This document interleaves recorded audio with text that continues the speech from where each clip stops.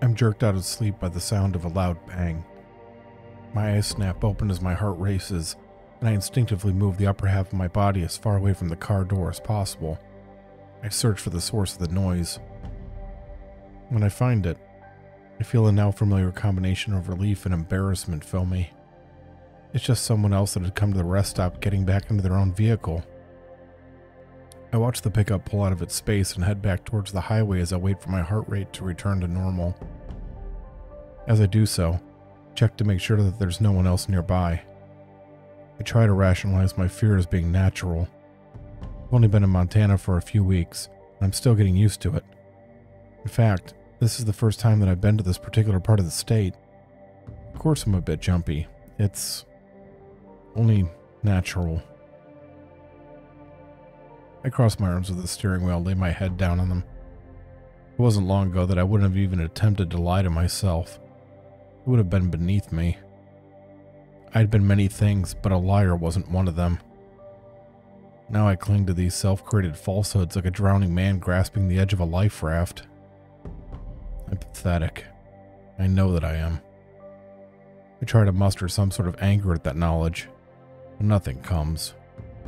There's only loathing and resignation. With a sigh, I get out of the car and head up the sidewalk to the rest stop buildings. The other parking spaces are empty, and I'm alone. The night is cold. I pull my coat tighter around me in an unsuccessful attempt to keep the wind off my skin. It's oddly bright tonight. That's something that I'm still not used to about Montana. Unless there's a storm, the sky is usually clear, probably a result of the lower population and the wide spaces between those population centers. The moon and stars shine brighter here than anywhere else I've ever been. There's not much to the rest stop. It's just two concrete buildings, one housing the bathrooms and the other home to a few vending machines. I head into the men's room and go over to the nearest sink. Above it is a dirty mirror. It's cracked in one corner, and even with the dim light provided by the overhead fluorescent bulbs, it's difficult to make out my reflection in it. I stare into it anyway. 5 months ago, I stood in front of a similar mirror in a bar's bathroom. Things have been different then. Better. There hadn't been any fear or this nearly overwhelming feeling of exhaustion that I always have with me. I had been powerful and confident and at the top of the food chain. I look away from the mirror in frustration. That had been then. This is now. Now I'm nothing. Just a hollowed out husk of the man I used to be. After a moment's hesitation, I pull up my shirt and look at my right side in the mirror. There's a small scar just under my armpit, round with jagged lines running outward from it. The skin is slightly discolored. The gunshot wound had healed quickly, but it left behind this reminder. Sometimes, during the coldest and quietest nights, it aches. I quickly lower my shirt as another man enters the bathroom. He nods at me shortly before entering one of the stalls. I wait patiently for him to finish his business and for him to leave. I glance over at him as he washes his hands in the sink next to mine. It would be easy to kill him. I could reach over, wrap my hands around his thin neck, and that would be it. It would be so simple. I turn my eyes down towards my own sink. It's a thought without teeth behind it to make it real. There's no more desire in me for such things. Even if there is, I doubt that I have the capability to carry it out. The man dries his hands and leaves the bathroom. I'm alone once again. I glance up at the reflection of my eyes. Very alone. I'd come out to this rest stop on the off chance that the full moon would once again trigger a transformation in me. I've done the same thing at different places throughout the state ever since it happened. Just like each time before this, there's nothing. The wolf below is gone, just as the wolf above is. I should be angry about it. I'm not. I'm just tired. With another sigh, I leave the bathroom and return to my car. There's no point in staying any longer. Nothing's gonna happen. I drive the 2 hours back to the small town that I now call home. Still feels strange to be living in one place. I had stayed in some places for long periods of time, mostly when there was a secluded spot for me to fulfill my needs. I never lived in the kill zone itself, however, and I made sure that I didn't sleep in the same place more than a week at a time. It involved a lot of camping and, when the option was available, motel swapping. I'm sure that learning that I stayed for so long in areas where I was killing would surprise some people. Most murderers move around at a much faster pace, or they risk being caught. I had some major advantages that normal people don't. At the end of each cycle, the wolf would shed the man. My body would revert back to human form as the moon and sun reached certain positions. When this happened, new skin would grow back where the old flesh had been ripped away. This would leave me with fresh fingerprints, and my facial and body features wouldn't be quite the same as they had been before the transformation. Every cycle would essentially leave me a different person than I had been during the last one. On the outside, anyway. Now, for the first time, I put down roots. That is, if you can call living alone in a small cabin miles away from town in the middle of the woods putting down roots. I only interact with other people when absolutely necessary, which usually means when I'm at work or when I'm getting supplies. Outside of those times, I keep to myself. As I approach town, I make it a point to turn off the car's headlights. Although nothing happened tonight, I still don't want anyone to know that I was gone and arrived back at such a late hour. It's a small town, and those types of observations almost always lead to questions. I've been so tired that I don't want to run the risk of giving an answer that might come back to bite me down the line. I get that I'm being paranoid. It's not like I've killed anyone since coming to live here. Knowing that doesn't make the paranoia go away though, so I might as well not feed it. Once I'm past town and the small number of houses just outside of it, flip the lights back on and continue towards home. A few miles down the road, I turn onto a gravel path. About 4 miles after that, I maneuver onto a dirt trail that is almost impossible to spot unless you know where to look. It's extremely uneven, and I go slowly to avoid bottoming out. Finally, mercifully, I arrive at the cabin. Park the car around the back and go inside. It's a small structure, not much more than a small sitting area, a kitchen, and a bedroom, but it's more than enough for my needs. I toss the car keys onto the counter and stretch out a few kinks in my back. I pause. I have this odd feeling that something isn't quite right. Nothing seems to be out of place. Still, there's this sensation that something is off. I shake my head slowly. It must be the same nearly disabling fear that's become a part of my life making itself known once again. It makes me sick, physically sick, to be so pathetic.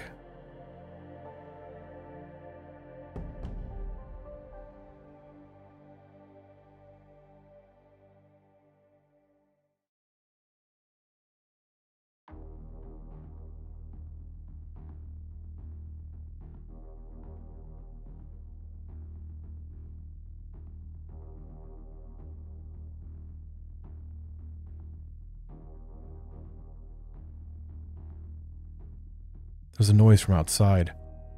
There's no way that I imagined that. It was too loud and clear for that. There's no doubt in my mind that something's just stepped on the frozen grass on the other side of the east wall. Not sure what else to do, I rush into the kitchen and open the drawer next to the refrigerator. Inside is a small handgun. As a rule, I hate guns. When I was still killing, it felt too impersonal to use one. And now I detested that I have to rely on such a crutch to keep myself safe. I take it out of the drawer and check to make sure that it's loaded and that the safety is off. I shudder. First I think it's because of the fear that's starting to grip me, but I quickly realize that it's because the temperature in the cabin has dropped dramatically. Just moments ago it had been nearly 70 degrees. Now it feels like it's approaching half that. The nearby window is fogging up and frost is stretching out from the bottom. There are more footsteps outside. They're slowly making their way around the cabin towards the front door. The windows on that side of the house are already completely frosted over, but I clearly see a dark shape move past the one behind the couch. My eyes grow wide in surprise. Whatever it is, it's huge. Its body blocks out all the feeble light coming into the window for a moment before it reaches the other side. The footsteps continue around the corner before coming to a stop on the other side of the door. Everything falls silent. The only sound is the beating of my own heart in my ears. I start to notice the smell. No, smell isn't the right word for it. Stench is more accurate. It's the copper-like scent of blood combined with an unmistakable reek of rotting flesh. It's so thick that it almost feels like it's pressing up against me. There's a new sound. It takes me a moment to identify it. Whatever is outside is breathing heavily. The sound is coming from the very top of the doorframe as the mystery visitor looms over it. I'm being hunted. I've been the hunter enough in my life to recognize the situation that I'm in. The thing outside that door is coming for me. Once it's inside, it's going to kill me. I can feel my body shaking. It's just like what happened back in Broken Bend. There's something that I can't possibly hope to defend myself against coming for me, and I'm completely powerless to stop it. All of my experience and all of my skill means absolutely nothing. I'm nothing. Bile rises in my throat. My own weakness has me on the verge of vomiting. It's so goddamn pathetic. I'm so fucking pathetic. It will almost be relief when this creature breaks down the door and kills me. At least that way I want it to continue to drown in this sea of self-loathing and mental frailty. After months of being nothing, I'll finally be put out of my fucking misery. If I wasn't so fucking weak, I'd march over to the door and open it myself. The president suddenly moves away from the door. I hear the grass crunch under its feet as it hurries away from the cabin. I stand in the kitchen, confused with the gun still clenched tightly in my hand. It takes me a few minutes, but I finally build up the courage to go over to the door and open it. There's nothing there except the faintest hint of the creature's stench. No, there's something else. I take my cell phone out of my pocket and turn on the flashlight. In the frozen grass is a series of long, narrow footprints, each of which ends in thin claws. The trail leads back into the woods. I close the cabin door and lean up against it. Whatever just happened is over now. I don't know if that's a good or a bad thing.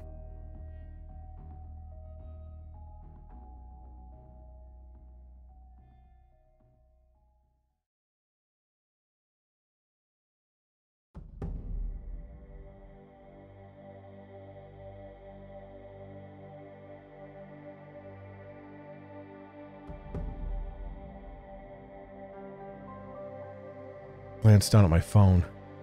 It's less than an hour before I would normally be waking up to get ready for work. There's no point in trying to get some sleep at this point, and I doubt that I'll be able to even if I try. I just sit in a chair staring off into the distance until it's time to leave. Ram's Head, Montana isn't really much of a town. It's in the middle of nowhere, even for Montana, and it's home to a fairly small population. Almost everyone that lives there either runs one of the dozen or so businesses in the downtown area or works for the logging company that set up shop in the western woods. My job is with the small maintenance crew that the town employs to keep things up and running. Line maintenance, repair work, plumbing services, that sort of thing. I pull my car into one of the parking spaces in front of the mayor's office. Ram's Head is small enough that it doesn't really need separate buildings for each department, so all of the town government departments are housed in the same place. I nod at the woman behind the reception desk as I pass her. I don't think that I've ever actually learned her name, and if I have, I've forgotten it. I go to the stairs at the back of the room and go down to the basement level. This is where both the maintenance office and the record storage are located. Ignoring the records room, I open the door to the maintenance office and go inside.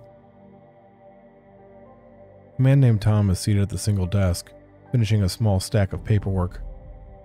There are a total of 3 maintenance employees for the town: Tom, myself, and a woman named Brandy. Tom is the night shift, I'm the day shift, and Brandy is a floater that handles both our days off and when either of us needs a second set of hands for a project. If we're unable to take care of an issue that comes up, we run up the flagpole and the mayor requests assistance from the county. This means that the majority of the time I'm left alone. That's very much how I prefer it. Tom and I chat for a while as he finishes the form that he's working on. He informs me that not much happened overnight with the exception of a burst pipe behind the thrift shop a few doors down. Nothing that he couldn't handle on his own. Tom's older than I am, and he's lived his entire life in Ram's Head. As he's telling me about the repair job, I mull something else over in my head. Come to a decision by the time that he's done talking. Keeping things as vague as possible, I tell him about the events of earlier that morning in hopes that he could provide some insight about what it was that was outside my cabin. I change the story to make it seem like I've heard it from someone else instead of having experienced it myself. The last thing that I need is for people to think that I've gone crazy or, worse, start asking some questions of their own. After I finish with the story, Tom looks at me silently for a moment before getting up from the desk and motioning for me to follow. He leaves the office and goes over to the records room door. Fishing a key out of his pocket, he unlocks it and leads the way inside. As he begins to dig through the stacks of boxes, he tells me that what my friend had told me about was the same thing that Ram's Head residents have been reporting since the early days of the town. There have been dozens of different encounters with a strange and supposedly dangerous creature over the years. Many of those encounters have been reported to the local authorities, and some have even led to homicide investigations. Those reports had never led to anything substantial, and they are kept in a box in this very records room. Locating the brown and white box he's looking for, he nods to himself and hands it to me. I take it from him curiously and turn it around so that I can see the name that is written on the label. Wendigo. I raise an eyebrow as I look back at Tom. I can vaguely recall the legend. Something about a person who eats another person turning into a hideous monster. He assures me that he's not kidding. While he's never seen the monster himself, parents have been convinced that the Wendigo was real and that they had seen it once the year he had been born. Every family in the area seems to have at least one person that's had an encounter with the creature at one point or another. We talk for a few more minutes before he yawns and calls it a day. I follow him out of the records room with the box still in my hands. I don't have any pressing projects on my schedule, and he's piqued my interest. I say goodbye to him and watch as he goes up the stairs towards the first floor. Going back into the maintenance office, I sit down at the desk and take the lid off the box before pulling out the files inside. Many of the statements taken from witnesses sound like the ramblings of lunatics, but as I go through them one at a time, I'm able to piece together the things that were the same from each account. A very tall and gaunt figure that walks on two legs, but has very long arms that it can use to run on all fours if necessary. Gray skin pulled tight against the bone, with the ribcage especially prominent. Dark brown or black fur sprouting from its slightly elongated neck and along its back. Long jaws like those of a wolf. A bony growth above the top of its head that resembles a mask, with antler-like protrusions sticking out just above the ears. All of the witnesses have reported either the stench of death, the temperature suddenly dropping, or both. There was no doubt about it. The so-called Wendigo is what paid me a visit back at the cabin. I run a hand over my face. This isn't the first time that I've encountered something different. Even before my humiliation at Broken Bend, I had bumped into creatures that most people believe to be nothing more than stories or legends. Some of them have been friendly, and most had simply gone about their business without bothering me. On two occasions, though, the creature had directly challenged me while the wolf was out to play. Nothing had been left of them by the time I had proven why that was a mistake. Things have gone differently at Broken Bend, of course. There, I shake my head. There's no point in thinking about it. It doesn't matter at this exact moment. I've never come up against something like this Wendigo while in my human skin.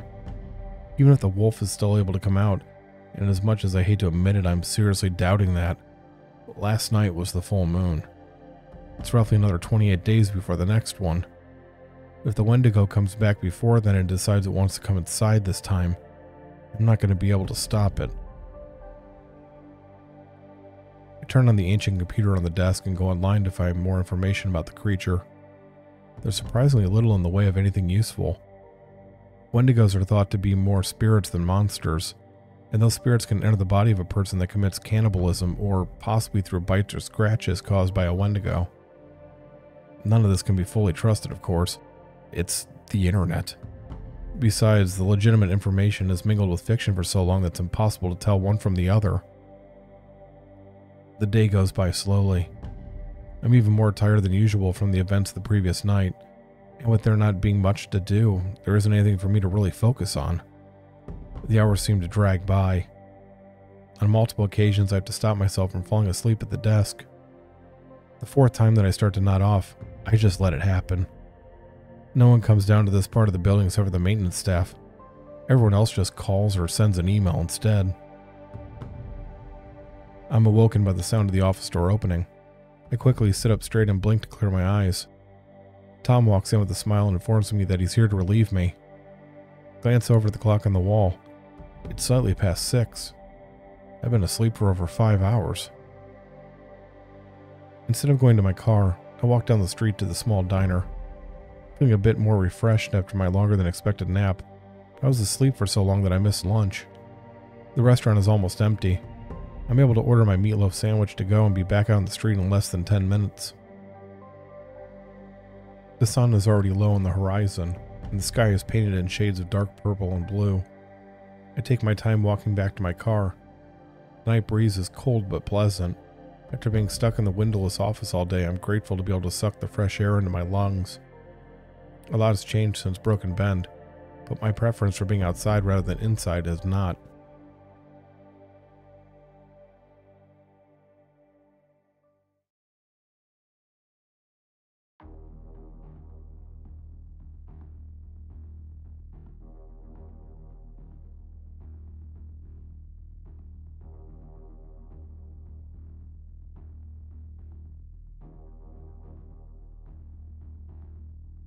Stop walking about a dozen yards from my car. Off in the distance, standing just outside the tree line on the opposite side of the road, is a figure. It's tall and thin, and it's standing completely still. I can't see its face from this distance, but I have the distinct impression that it's watching me. There's no doubt in my mind that it's the Wendigo that visited me at the cabin. The proportions are all wrong for a normal person. Even if that hadn't been the case, though, I'm sure that I still would have known what it was anyway. As the wolf, I stalk people the same way that it's stalking me right now. It tilts its head slightly, and I can see the dark outlines of the sharp antlers jutting out from the sides. I can sense its malice as if it's pouring out of the creature. It seems like there's something more there, though. I think it's curious about me. I drop the bag containing my food as I feel something stir inside of me. It's a sensation that I haven't felt in what seems like a lifetime. The wolf below has sensed the Wendigo's presence, and it's reacting to it. Is it possible? Could the Wendigo be the key to getting back to who I once was instead of staying this pathetic, weak shell? The wolf below falls back into its silence, and I'm once again left feeling empty. Whatever interest this creature had to the wolf clearly isn't enough to bring it out of me once again. I don't know if it's better to know that it's still inside of me or not to. If I didn't, I might be able to find a way to eventually move on. The Wendigo stares at me for a few moments longer before disappearing back into the brush. I know that I'll be seeing it again soon. That message has been received loud and clear.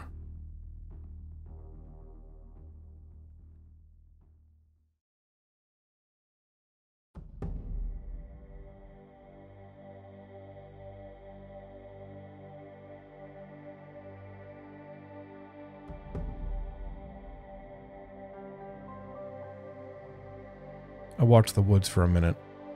Satisfied that the creature's actually gone, retrieve my dinner from the pavement and get into my car. I get in behind the wheel and take a deep breath. I have no idea why the Wendigo seems so interested in me. Maybe it senses the wolf buried down inside of me and sees it as some sort of rival. Maybe it hates the way that my face looks. There's no way to know. Shaking my head once to clear it, I head back home. One thing is for certain. For whatever reason, it has an intense hatred towards me. That means that I'm not going to be safe until I deal with the problem. The smart thing to do is run away. Go back to the cabin just long enough to gather my things, toss them into the car, get as far away from Ram's Head as possible. It's not like I have some deep connection to this town, and based on the history of the reports Tom had presented me with, the Wendigo does. It would be the same as Broken Bend. I get out of the creature's territory, and I'll be safe. I feel my face grow warm with a mixture of shame and anger. Yeah, it would be exactly the same as Broken Bend. There I had turned tail and ran like a scolded dog. And where had that gotten me?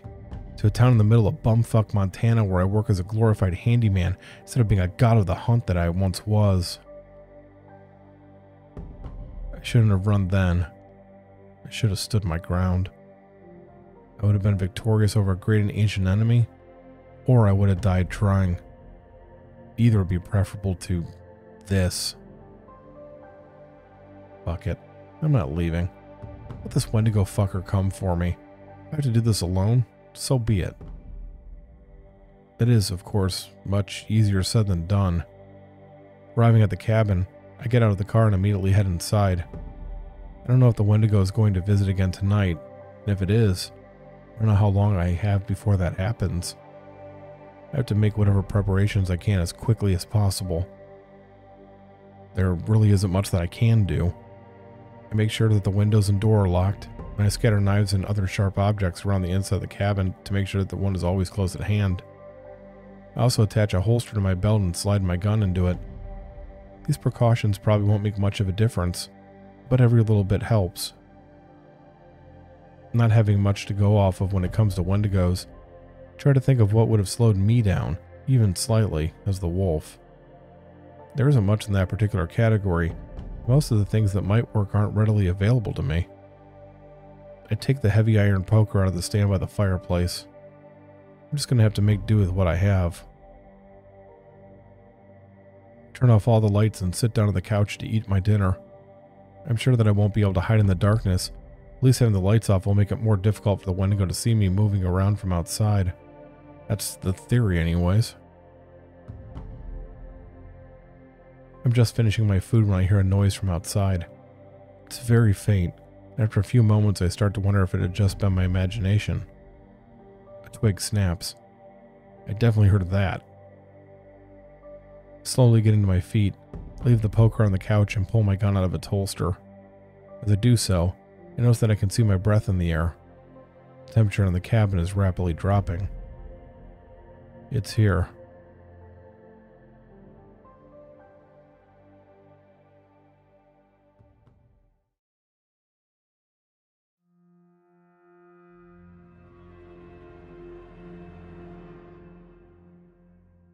It's not coming around the side of the cabin this time. I can hear its footsteps coming straight towards the front door.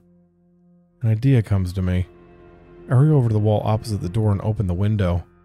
It's not large enough for the Wendigo to fit through, but I can use it as a sort of emergency exit if necessary. The footsteps stop at the door and there's a long moment of silence. I point the gun towards the entrance and wait. Quiet is broken by the sound of wood breaking and splintering. The creature is scraping its long claws against the door. It's either testing the strength of the door, or it's toying with me. I know that it's going to eventually come through that door, and when it does, that's going to be my best chance to hurt it. As it's stepping inside, I'll do as much damage as I can with the gun. There's a small chance that I can kill it before it makes it all the way inside. I doubt it, but it's a chance.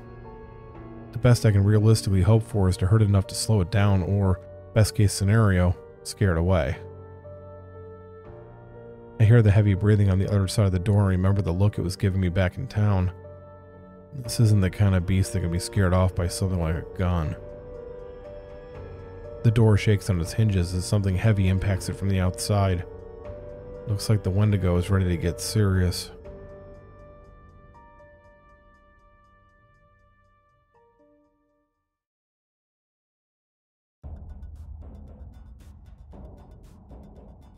The second strike breaks the lock of the door, and it swings open into the entryway. Standing outside in the night, shadows covering much of its body, is the Wendigo. I'm frozen in place for a pair of heartbeats. I saw it from a distance earlier, and I read the reports describing it, but I'm still not prepared for what I'm seeing. It's It's like I'm staring at an artist's interpretation of a demon come to life.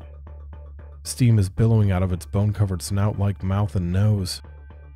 The eyes are far back in the sockets, making them look like black orbs. Antlers extend 3 feet out from the sides of the head, the branches twisted and ending in points resembling thick stakes. It opens its mouth, revealing large canines and razor-sharp teeth around them. They are the same reddish-brown color as the bones covering the face. They are longer than any others that I've ever seen. It's the face of a living nightmare. As it bends over to begin to enter the cabin, I snap out of my momentary paralysis and begin to fire the gun. I keep pulling the trigger over and over again until the weapon clicks empty. I'm certain that every shot struck the Wendigo, but it didn't even seem to notice. I drop the gun and pick up the poker. The metal has grown cold as the temperature has dropped, and it quickly becomes painful to hold. I ignore that pain and grip it with both hands. The Wendigo is fully inside now, having maneuvered its skeleton-like body through the doorway. It doesn't seem able to stand fully upright due to a curve in its spine, but it's still well over 8 feet tall. It advances towards me with a sound that combines the deep rumble of a dog's growl with the cackle of a hyena. It reaches one of its cadaverous arms towards me, and I swing at it with the poker. The metal clangs against the bone and flesh, and the weapon nearly flies out of my hand. It's like I struck a brick wall with it. The creature snarls and grabs the poker. With one motion, it tears it on my grip and throws it out into the kitchen. One of the knives I had scattered around the cabin is nearby, and I hurriedly retrieve it and plunge it into the Wendigo's exposed chest. The blade manages to miss the thick ribs, but even though I put everything I had into that thrust, the tip sinks in less than 1/4 of an inch. The Wendigo snarls and ducks its head forward, biting down into my shoulder. Its teeth pass through skin and muscle like they're nothing. It raises its head back, tearing off strips of flesh as it does so. The act knocks me to the floor, and I scramble backwards away from the creature as it devours the skin. Thin streaks of blood run down the sides of its mouth. In that brief moment, its attention isn't on me. My shoulder screams in agony as I push myself back to my feet. There's no way that I can win this fight. It'd have been pure hubris to believe otherwise. I need to get out of here and find help. I make it over to the open window and try to hoist myself through it. My injured arm gives out. The side of my face strikes the wood frame. I taste copper in my mouth. I try again, and this time I manage to force my body outside. The Wendigo screams in frustration just as my feet clear the frame. A long arm comes lashing out of the window after me, and it passes over me as I lay flat on the frozen ground. I hear it crash around in the cabin as it turns back towards the door. At that moment, I realize I'm never going to be able to escape. Not like this. The car is parked out in front of the cabin, the same direction that the Wendigo is headed now. Even if I somehow manage to make it to the vehicle, it will be on me before I can drive away. I'm not going to be able to hide in the woods either. It will be around the side of the building before I'm able to reach the tree line. My only hope is to confuse the Wendigo enough that it makes a mistake and gives me an opening to get away. I use the cabin wall to help me regain my footing before pushing myself back through the window and into the living room. Once inside, I rush over to the far side of the fireplace and press my back up against it, blocking me from the view of the window. I listen as the Wendigo approaches the open window from the outside. I close my eyes and wait. If this doesn't work... It stops walking, and I hear it growl in frustration as it fails to find me where it thought I'd be. I tense as its claws scrape against the side of the cabin. My plan hasn't worked. It's figured out that I'm back inside, and it's going to... My thoughts are interrupted as the Wendigo begins moving again. Instead of coming back around the front of the cabin, though, the footsteps grow fainter as the creature heads towards the woods. I must think that I've made a run for it, just like I'd hoped. I lean up against the side of the fireplace, breathing heavily as I feel the warm blood leaking from my shoulder. The Wendigo's bite had penetrated all the way down to the bone, and had torn a good chunk of flesh from me. My entire arm burns like it's on fire. With each breath I take, the areas at the edge of my vision grow darker.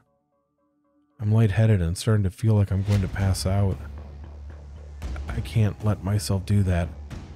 The Wendigo is seemingly gone for now, but it could come back any second. I have to stay awake to get to the car. The darkness is quickly moving inward, though. I'm feeling more and more detached as each moment passes. I barely notice as my body begins to change. It's a fast transformation, not at all like the agonizingly slow one that used to happen when the wolf below would emerge. There's no pain as my limbs stretch out and the skin pulls tight against them. I don't even feel any discomfort as my face shifts into a long snout and the bones of my skull rapidly tear through the top of my head and grow over the flesh. All that I feel is an intense hunger. So beyond any hunger that I've ever felt that it's completely immeasurable. The desire to consume overwhelms everything else. It's all that matters. The bite.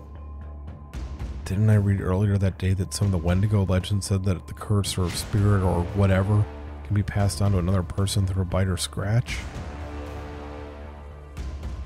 The hunger pains push all of the thoughts from my mind.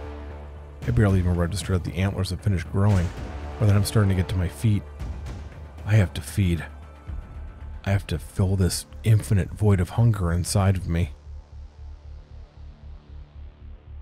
Suddenly, the hunger is gone. For a fraction of a second, barely long enough to realize that it's happening, the Wendigo and I are one.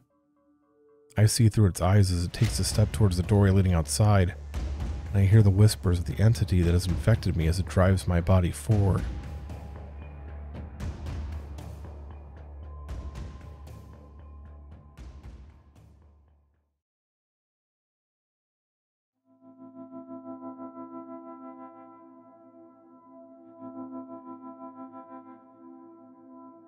There's a loud whooshing noise in my ears as everything goes black.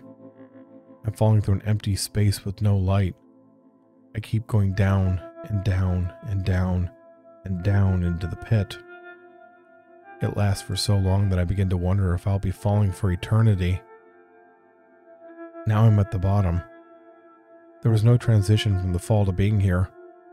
I didn't hit the bottom of the pit or slow down to a stop. I was simply falling, and now I'm standing. It's freezing in this place. I wrap my arms around myself in an attempt to keep warm, but it's useless. I shake uncontrollably in this cold, dark place. I don't know where I am. Maybe I'm somewhere deep inside my own mind, or maybe I've been brought into the Wendigo spirit. Does it even matter? Somewhere out there, the spirit is controlling my body and doing who knows what with it. Well, no, that part I do know, don't I? I know what it's doing. It's doing whatever it can to satisfy its insatiable hunger. Somehow it gets even colder. It isn't just that the place I'm in is freezing. The heat is being actively drawn out of me. My body has already been taken, and now this place is somehow managing to take even more from me. When the wolf and I would merge, we were both a part of it. For all intents and purposes, we were the same being. The Wendigo has invaded me and locked me away. It's violated me.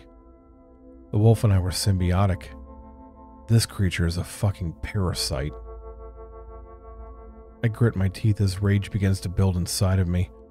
This Wendigo spirit comes into my body uninvited and uses me like some sort of living marionette, all while continuing to leech away at what's left of me. It had targeted me with the express purpose of taking away everything from me and locking me in this fucking Arctic prison while it did so. It hadn't counted on something, though. I'm never alone.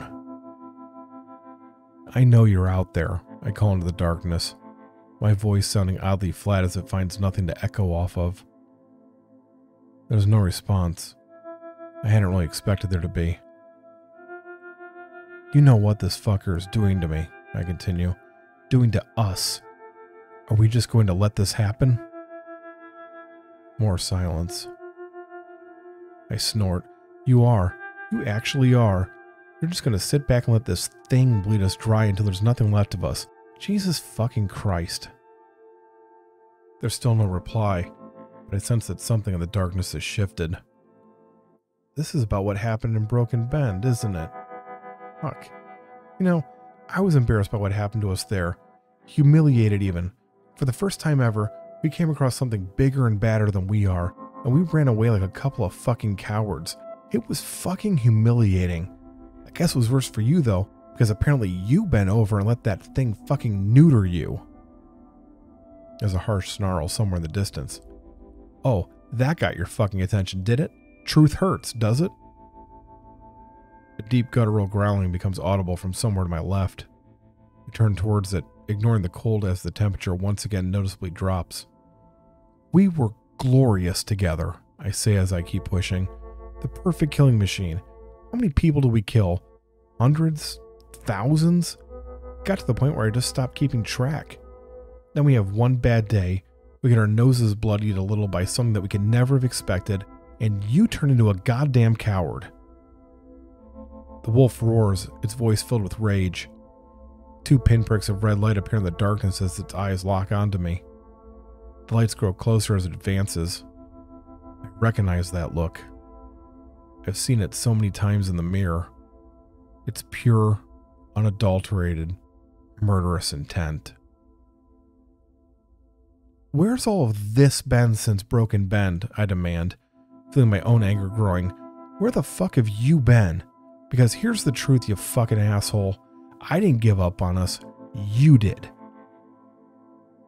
The wolf stops moving, and its eyes grow wider. It's like I've reached out and slapped it. Yeah, you heard me. This is on you, not me. Do you have any fucking idea what I've done for you all these years? I've killed, and I've killed, and I've killed for you, all to keep you satisfied and strong until you decide to put in an appearance once every damn month. And I did it with a fucking smile on my face, because you and I have always been in this together. Then you fucking abandoned me, you goddamn prick. The beast remains still. I start to pace as my blood boils. Sweat is dripping from my face despite the cold. You know what? Fine. Fuck you. I don't need you. I don't need anyone but myself. You stay down here and keep cowering in the dark. I stop pacing and look directly forward. And you, I say as a smile stretches across my face. I see you. I reach out with both hands and wrap my fingers around the throat of the entity standing in front of me. I'm not sure when I noticed the black figure in the darkness, or if I've seen it the entire time and just haven't realized it. Whatever the case, I know that what I'm strangling is the spirit of what's infesting my body. It has a physical form in whatever this place is, just like both the wolf and I do. The spirit struggles against my grip, but it's weak, and I'm determined not to let go. In some part of my mind, I realize that this fight is, in reality, some sort of mental struggle against the Wendigo's influence, but it seems real, and I lean into that. This feeling is incredible. It's been months since I've been able to take joy in something like this, and a kill has never been as personal as this one is. I'm actually laughing. I'm trapped in a seemingly endless pit of darkness, and I'm actually laughing. It just feels so damn good.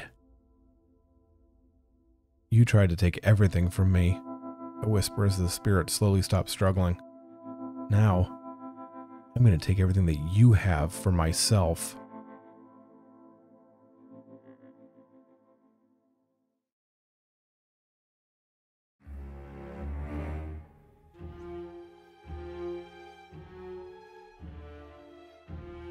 That rushing noise fills my ears again. A moment later, I'm back inside the cabin. All of the colors seem dull. For some reason, my perspective feels off. I lift my arms and find that they are long and thin, and the skin is pulled tight against the bone and is the color of ash. A sense of elation fills me. I've actually managed to take control of the Wendigo inside of me. It takes me a moment to realize that I'm not overtaken by the Wendigo's hunger. The overwhelming need to consume must have died with the spirit. There's something else. It's not something that I feel so much as I know. It's like an instinct. I'm certain that I can change back at any time that I wish. I close my eyes, and with one painful lurch, my body compresses and reverts to its human form. It's hard to describe, but it's like allowing a muscle to relax. Tense the muscle, and the Wendigo emerges again. I'm no longer alone. I look up and find that the Wendigo that had attacked me is standing in the doorway. It's staring at me, its jaws open slightly, and a rumbling coming from the back of its throat. I grin up at it as I point at my now healed shoulder. "Why don't we try this one more time?" I suggest before allowing the Wendigo inside to emerge once again.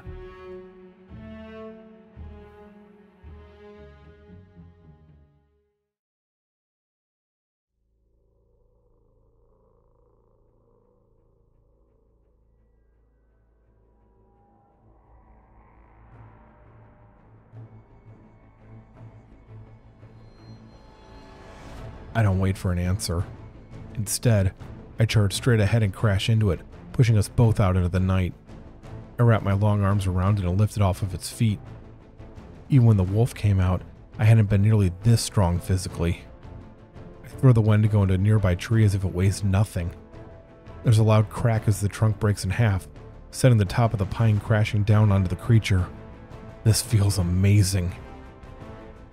The Wendigo tosses the debris aside and gets back to its feet. It doesn't seem to be hurt in the slightest.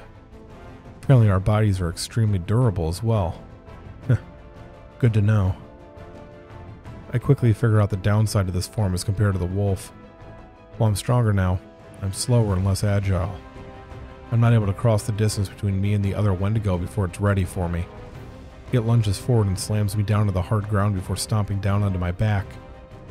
I manage to scramble out of the way before it can do the same thing again, but the damage has been done. It clearly knows how to use its strength and size better than I do. I came into this fight too cocky. I immediately realize that I'm at a different disadvantage as well. The Wendigo shrieks at me with a low, hollow scream and plunges towards me with its jaws wide open. It's attacking with wild abandon, its hunger driving it forward in a frenzy. It's a wild animal. I can't hope to match that level of aggression. What I can do, though, is be smarter. I step to the side and allow the Wendigo's momentum to carry it past me. As I do so, I dig my claws into its left eye socket. The creature squeals and pulls away. It backs up and snarls. I wasn't able to blind it, but the blood flowing down from the top of the socket is enough to impair its vision. I'll take every advantage that I can get. It lowers itself onto all fours and comes at me again. This time I'm not able to get out of the way. It twists at the last moment and clamps its jaws down my upper right arm as it digs its claws into my side. Blood runs out of the wounds. I try to pry it off of me, but it's locked on tightly and I can't get any leverage. The teeth and claws dig deeper. I can feel the excitement and triumph in the Wendigo. It's moments away from being able to tear me apart, and we both know it. I refuse to let it end like this. Thinking quickly, I get my arms under it and lift it off the ground. It doesn't let go, instead deciding to stay locked on to go for the kill. I half carry, half drag it towards the broken tree. I'm only going to have one chance at this. If I screw it up, or if the creature figures out what I'm doing, I'm going to die. About halfway to the tree, I start to stagger. The Wendigo's weight combined with the loss of blood is making it difficult to continue. I shake my head to clear it and keep going. Stopping now is not an option. I reach the broken stump. The Wendigo suddenly realizes what's happening and releases its grip on me to attempt to get away. It's too late. With one last painful effort, I lift it over my head and bring it down as hard as I can on the sharp, jagged stump. The wood drives into its side, and several pieces of the tree break through the other side of its body. The wounds are fatal. The Wendigo is twitching weakly, and it seems like it's lost control over its extremities. In less than a minute, it will succumb to its wounds. I'm not going to let that happen. I owe this beast. It's given me a great gift, and the least that I can do is grant it a quick death. Bending over, I bite down into its neck and pull back hard. There's a moment of resistance before skin, muscle, and bone tear. The Wendigo's head rips free of its body, and it falls still.